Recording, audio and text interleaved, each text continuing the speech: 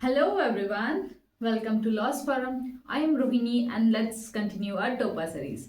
तो टोपा सीरीज में आज हम केस डिस्कस करेंगे एच.एन. नारायण स्वामी नायडू वर्सेस दिवरम्मा केस। तो ये केस जो है ये कंस्ट्रक्टिव नोटिस के ऊपर केस है, section 3 of transfer of property act. इस केस के फैक्ट देखते हैं। वो छोटा सा केस है, बहुत ज्यादा कुछ कॉम्प्लिकेशन है नहीं इसमें। देखिए, एक सन होता है एंड मदर, ठीक है। अब ये जो है ये सोल्ड, अपना ये जो हाउस है ये सोल्ड करते हैं टू द पर्सन बी। अब इन्होंने अपना जो घर है ये जो है बी को बेच दिया।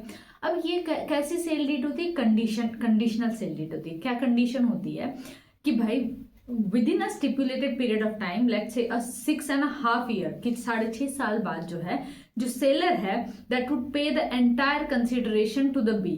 मतलब कि ये जो है सेल करने वाले यहाँ पे मदर एंड सन, ये जो है 6.5 साल बाद जो है वो कंसिडरेशन जो है वो बी को दे देंगे। एंड बी जो है B would reconvey the property back to them, ठीक है। और बी जो है वापस उनको दे देगा property. A little later, however, for a consideration, the seller agreed to resell this right of conveyance on the favor of B with the help of an unregistered agreement। तो ये जो एग्रीमेंट था इनका ये कैसा था? एक अनरजिस्टर्ड एग्रीमेंट था। अब यहाँ पे बी ने क्या किया? बी ने जो है ये जो होम था इनका, उसके ऊपर जो है वो पोजीशन लिया, अपना पोजीशन लिया। बहुत ज्यादा जो है इसने अपना मेजर रिपेयर का जो काम था वो सारा इसने जो है एट हिट कॉस्ट खुद के पैसे लगा के सारा रिपेयर वगैरह करवाया, ठीक है। एंड जो सेलर यहाँ पे जो ये जो सेलर थे सन एंड मदर, ठीक है, उन्होंने क्या किया? They sold the right of reconveyance, ठीक है। रिकन्वेंस का मतलब क्या होता है यहाँ पे?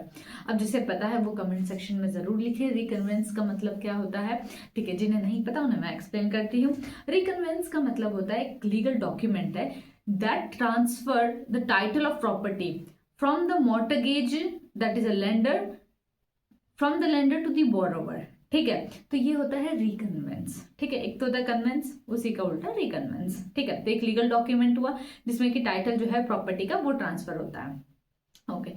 सो यहाँ पे ये जो मदर और सन थे इन्होंने क्या किया? ये जो राइट था ये सोल्ड किया, रिकन्वेंस का right, under this original sale D to the person D. तो इन्होंने अब क्या किया? ये डी को सेल कर दिया रिकन्वेंस का, ठीक है, right. Then without disclosing to him, और यहाँ पे जो है ना डी को बिल्कुल भी नहीं बताया कि ऑलरेडी जो है इन्होंने जो है ये पहले बी को दे रखा था। अब यहाँ पे क्या होता है? That he has already been release in the favour of a B.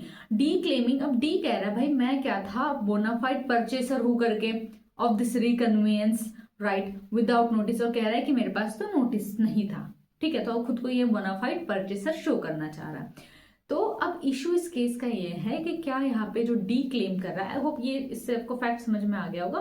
तो यहाँ पे भी डी जो अपने आप को जो है बोनाफाइड परचेसर की तरह शो करना चाह रहा है, तो क्या यहाँ पे ये बोनाफाइड परचेसर है या नहीं है?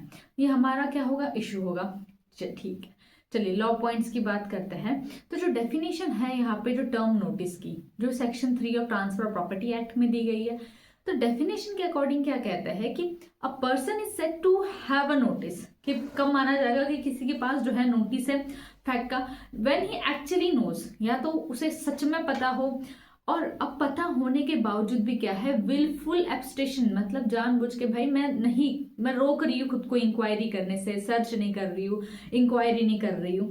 And he ought to have made, जो कि मुझे करनी चाहिए थी, तो ये मेरे बिहाफ पे ग्रॉस नेग्लिजेंस हुआ, ठीक है। और जो एक्सप्लेनेशन 2 जो है सेक्शन 3 का ही एक्सप्लेनेशन 2 की बात करेंगे, तो डेफिनेशन पढ़ते तो एनी पर्सन जो अक्वायर कर रहा है कोई भी इमूवेबल प्रॉपर्टी को, या तो उस मूवेबल इमूवेबल प्रॉपर्टी का कोई पर्टिकुलर शेयर, या तो ये पूरी प्रॉपर्टी या इसका कोई एक शेयर, और any interest in such property shall deem to have a notice. तो हम मानेंगे अगर आप जो है अक्वायर कर रहे हो कोई प्रॉपर्टी, तो हम ये ना मान के चलेंगे कि भैया आपके पास नोटिस था टाइटल का, एक्चुअल पोजीशन का, तो ये हम मान के चलेंगे।